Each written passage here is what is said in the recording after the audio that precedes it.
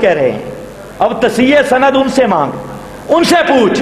حضرت گنگوئی رحمہ اللہ اور مفتی عزیز الرحمان صاحب اور سارے کے سارے علماء دیوبند وہ یہ کہیں کہ ہمارے امام صاحب کا مسلک ہے مردے نہیں سنتے، پھر تیری اصول شاشی جو پہلے سال میں پہلے دوسرے سال میں پڑھائی جاتی ہے، وہاں اصول شاشی ہو، کنز ہو، ہدایہ ہو، عنایہ ہو، اور کنز کی تمام شروحات ہوں، ہدایہ کی تمام شروحات ہوں، فقہ حنفی کی 175 کتاب جو امام محمد کی کتابوں سے لے کر آج تک ببانگے دور اعلان کر رہی ہیں کہ اگر کسی آدمی نے قسم اٹھائی کہ فلاں سے کلام نہیں کروں گا، موت کے بعد اس کی قبر پہ گیا یا اس کی چارپائی کے قریب آ کے اس سے کلام کیا، لا جانو سو وہ حانس نہیں ہوگا، اس کی قسم نہیں ٹوٹے گی۔ کیوں؟ المقصود من الکلام الافہام والموت ینافی، مقصود کلام سے دوسرے کو سنانا سمجھانا ہوتا ہے، اور جو مر جائے وہ کسی کی بات سنتا نہیں۔ فقہ حنفی کی تمام کتابیں یہ کہہ رہی ہیں۔ اسی لیے علامہ امیر علی ملی آبادی نے لکھا، مواہب الرحمان نے لکھا، اور بڑی پتے کی بات لکھی، فرماتے ہیں تمام حنفیہ کا قاطبتاً یہی نظریہ ہے کہ مردے نہیں سنتے، اور فرماتے ہیں مجھے تعجب ہے ان حنفیوں پر جو تقلید والے مسئلہ میں تو اتنی شدت کرتے ہیں کہ غیر مقلدین کو کافر تک کہہ دیتے ہیں، لیکن جب مسئلہ سماع آتا ہے تو خود غیر مقلد بن جاتے ہیں، خود غیر مقلد بن جاتے ہیں۔ مواہب الرحمان میں لکھا موجود ہے۔ بہرحال میرا دوست بڑے حوالے تھے، بات کر رہا تھا، حضرت نانوتوی رحمہ اللہ کا حوالہ دینا ضروری ہے۔ بانی دارالعلوم دیوبند فرماتے ہیں آب حیات ہے عبد الشکور ترمذی کے نزدیک، اس پر اجماع ہے، اور تم کہتے ہو اجماع کا منکر۔ تو وہ میں بات جو بتا رہا تھا وہ بھی سن لو۔ مولوی صاحب نے کہا کہ اجماع کی قوت قرآن سے زیادہ ہے، یہ لفظ ہے باقاعدہ، اجماع کی قوت قرآن سے۔ یہ ایسی جاہلانہ بات ہے، جہاں تک امام غزالی کا حوالہ دیا ہے تو وہ سر چھپانے والی بات ہے۔ امام غزالی نے یہ بات قطع نہیں لکھی، وہاں پر اس نے غزالی کی کتاب ہی نہیں دیکھی، اس نے حجت اللہ کی تسکین الاذکیاء دیکھی ہے، اس کا مطالعہ یہاں تک ہے، اور وہ حوالہ موجود ہے ادھر۔ میں حیران ہو گیا کہ امام غزالی کی کتاب کیسے اس کی نظر پہ چڑھ گئی، وہاں پر کیسے پہنچ گیا، تو وہ مجھے مل گیا تسکین الاذکیاء میں، سارا مواد مٹیریل وہاں موجود ہے، اس کے اندر مٹیریل نکالا۔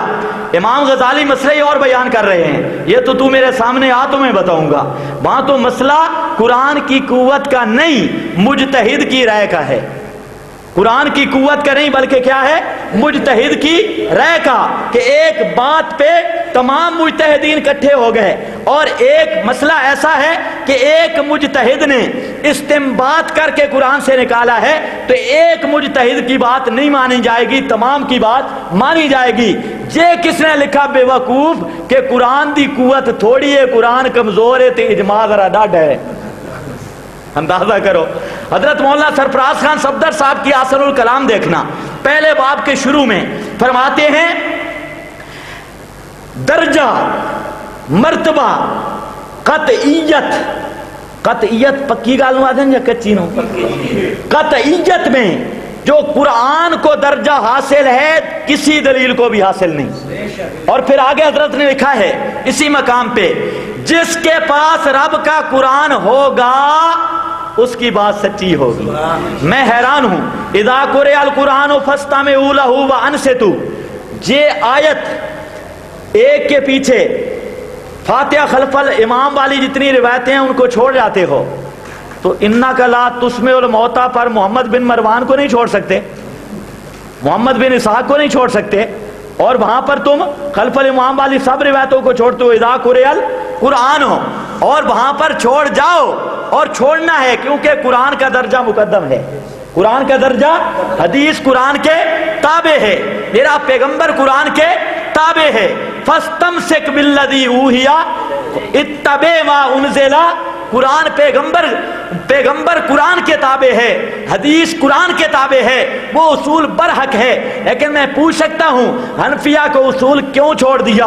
اور پھر یہ بعض کی تخصیص انبیاء اور غیر انبیاء کی ذرا خیر القرون سے ثابت کر، میں تیرا ماتھا چوم لوں۔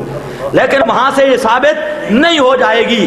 تو کہتا ہے اجماع، پھر کہتا ہے حیات پر اجماع ہے. بچو جی ذرا وکھا دے روح جسم دے اندر اس تے اجماع، پھر تا تیرا فتوا لگدا. تے حیات دا تا انکار کسے بھی نہیں کیتا. جی حیات دنیا والی ہوئے اجماع ہو ہی نہیں سکتا. نہیں پتا تو انہوں لگا حیات دنیا والی ہو.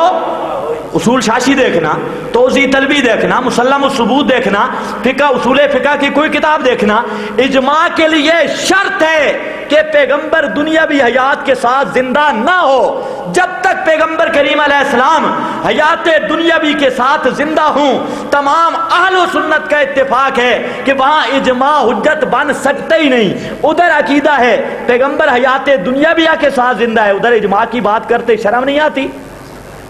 پیغمبر موجود ہو تو اجماع حجت بن سکتا ہی نہیں. پھر جو تیرا عقیدہ ہے اتھے تا اجماع نہیں، اتھے تے اجماع نہیں، اتھے تا تیرے وڈکے بھی چھوڑ گئے نہیں، اتھے تے اجماع دی گل ہی نہیں.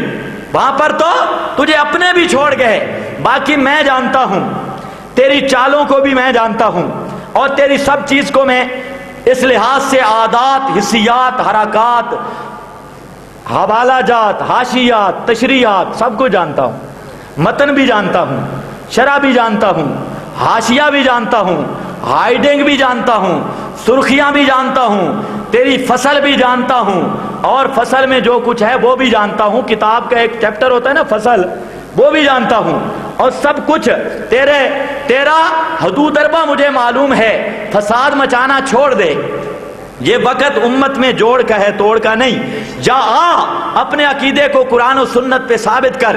جا کہ میرا عقیدہ قرآن میں نہیں، رب کی قسم میں حدیث پہ واز کروں گا. کہہ دے میرا عقیدہ قرآن میں نہیں، دھوکہ نہ دے، صاف کہہ دے میرا عقیدہ قرآن میں نہیں، بات پیغمبر کی حدیث پہ آئے گی.